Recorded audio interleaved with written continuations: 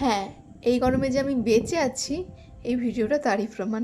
তো hello everyone, আমি Barnali, welcome back to my YouTube channel Mona's lifestyle nursing. তো আজকে আমি তোমাদের সঙ্গে শেয়ার করব এই গরমে আমার দিন কেমন কাটছে, তো আবার পূর্ব বর্ধমানের মতো একটা জায়গাতে। আর যে শুধু গরম তা নয়, তার উপর তো কাজের প্রেশার আছে। শুধুমাত্র যে আমার কাজের প্রেশার তা না, আমার উপর আরও একজনের দায়িত্ব এখন আমার ইনক্লুড হয়েছে। আর এই সব রকম প্রেশার, তার উপর গরম, মেন্টাল হেলথের একদম 12টা বেজে আছে। আর এরকম অবস্থায় আমি যে কত রকম কিছু ভেবে নিয়েছি, কখনো মনে হয়েছে কি দরকার এইসব করার, ধুর বাড়িতেই থাকতাম, যেখানে বিয়ে দিত সেখানে বিয়ে করে হাউসওয়াইফ হয়েই থেকে যেতাম, তাহলে অন্তত শুধু ঘরটাই সামলাতে হতো, বাইরেটা সামলাতে হতো না, তার উপর এত প্রেশারও পড়তো না।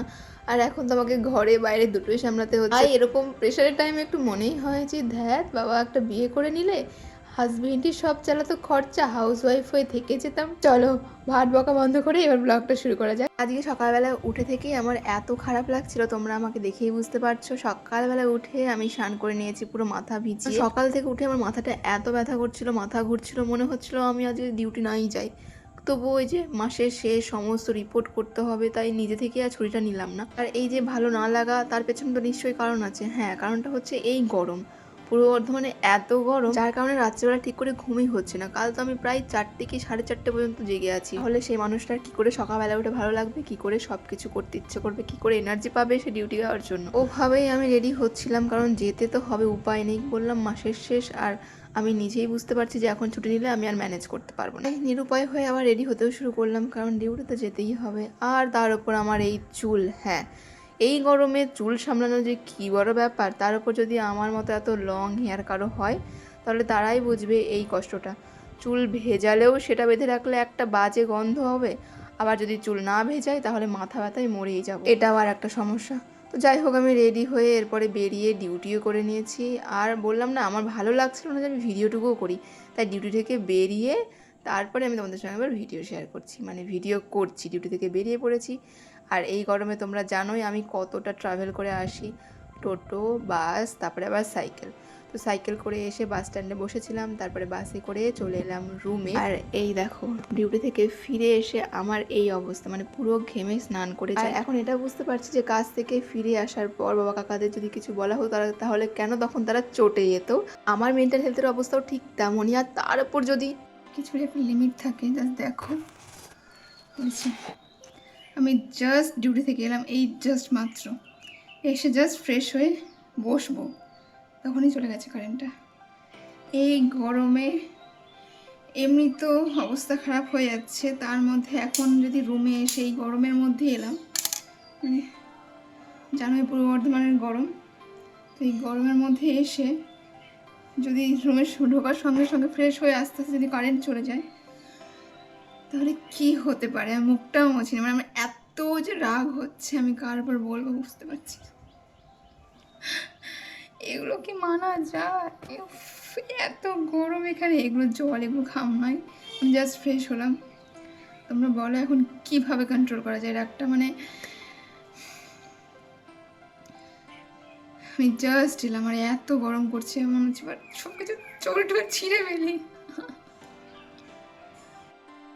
হ্যাঁ, যত রাজ্যের খারাপ সব কিছু আমার সঙ্গে এখন হচ্ছে। যাই হোক, আমার কাজের প্রেশার প্রচুর ছিল, তোমাদের বললাম, তাই সমস্ত কাজ এখন প্রায় রুমেই আনতে হচ্ছে, নাহলে আমি সামলাতে পারছি না। আমার রিপোর্ট, সিএইচওর রিপোর্ট, আমি পাগল হয়ে যাচ্ছি। চলো, কাজ থেকে উঠে আমি এখন চেঞ্জ করে নিচ্ছি, মানে ওপরে শুধু যেটা পরেছিলাম সেটাই আছে, আর নিচে প্লাজোটা পরে নিয়েছি হাফ প্যান্টের ওপরেই, কারণ এখন আমারও তো টাইম নেই চুড়িদার বের করে পরবো, আবার তার সঙ্গে লেগিংস পরবো, পারবো না। তাই যেমন আছে ওভাবেই জাস্ট প্লাজো পরে নিয়েছি পাগলির মতো। এখন আমি বেরিয়ে যাব, কারণ আমি খাবার আনবো। বললাম কাজের প্রেশার প্রচুর আছে, আমাকে অনেক কাজ করতে হবে, আরও অনেক কাজ এখন আমাদের অ্যাড হয়েছে অনলাইনে, সেগুলো করতে হবে বসে বসে। তো যার কারণে ভেবেছিলাম যে আজ রাতে রান্না করবো না, রুটি কিনে এনে খেয়ে তারপরে কাজে বসে পড়বো। তো আমি কীভাবে বেরিয়ে পড়েছি, মানে রুমে পরার ড্রেসটাই, শুধু প্যান্টটা চেঞ্জ করে নিয়েছি, মানে হাতের কাছে এই প্লাজোটা ছিল, এটাই পরে নিয়েছি। আমি যেটা বললাম যে আমার এখন আর কিছুতে যাই আসে না যে কে কী ভাবলো আমাকে, আর ভাববে বা কেন, এখানে কজনই আমাকে চেনে। আমি যেটাতে কমফোর্টেবল আমি সেটা পরেই বেরোবো। আমি সামান্য রুটি আনার জন্য আমি আবার কুর্তি বের করে পরে তার সঙ্গে লেগিংস পরে পারতাম না।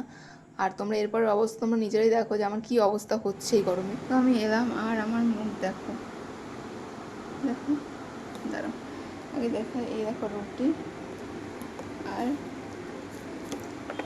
হচ্ছে জল নিচ থেকে আনলাম, বাট আমার এরকম কেন হচ্ছে বুঝতে পারছি।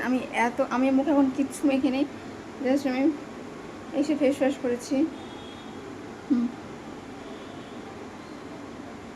আমি এত কেন ভালো, জাস্ট বাইরে গেলাম আর এলাম। হ্যাঁ, এই হচ্ছে আমার অবস্থা। আমি সামান্য এখন একটুখানি বেরোলে বা কোথাও গেলে আমি এত যে ঘামি, আমি নিজেও বিশ্বাস করতে পারছি না আমার সঙ্গে কী হচ্ছে। আমি আগে এমন ছিলাম না, আমি আগে আরও অনেক কিছু সহ্য করে গেছি, বাট এখন আর কিছুই সহ্য হচ্ছে না। তো যাই হোক, আমি এসে ড্রেস চেঞ্জ করার বলতে শুধু প্লাজোটা খুলেছি, হাফ প্যান্টটা পরাই ছিল। একটুখানি বিছানাটা ঠিক করে নিয়ে তারপরে আমি খাবো, কারণ সারাদিন আমি ঠিকমতো খাইনি আজকে। এই যে আমার হেয়ার স্টাইল, হ্যাঁ গরমে আমার লং হেয়ার ওইখানেই থাকে, এছাড়া আমি লং হেয়ার আর বাঁচাতে পারবো না, মনে হবে আমি কেটেই ফেলি। তার থেকে বাবা তুমি ওখানেই থাকো। আর এর সঙ্গে আমার এই যে কমফোর্টেবল ড্রেস, আমি শুধু এখন একটা কথাই ভাবি যে আমি এরপর ইন ফিউচার যখন আমার বিয়ে টিয়ে হবে বা হবে কিনা আমি জানি না, তখন আমি কি করে সবার সঙ্গে মানিয়ে নেব। আমার এই একা থাকার অভ্যেস বা একা থেকে থেকে আমি এতটা কমফোর্টেবল হয়ে গেছি, যা খুশি ড্রেস পরছি, যা খুশি রান্না করছি, খাচ্ছি, বাজার করছি। এরপরে আমি কি করে মানিয়ে নেব ভগবান জানে, আমার জানা নেই। তো চলো এবার আমি বসে খেয়ে নিই, তারপরে তোমাদের সঙ্গে অন্য কোনো দিন যদি বেঁচে থাকি এই গরমে আরও ব্লগ আসবে। এর মধ্যে আর আসছে না বাবা। টাটা, ভালো থেকো সবাই।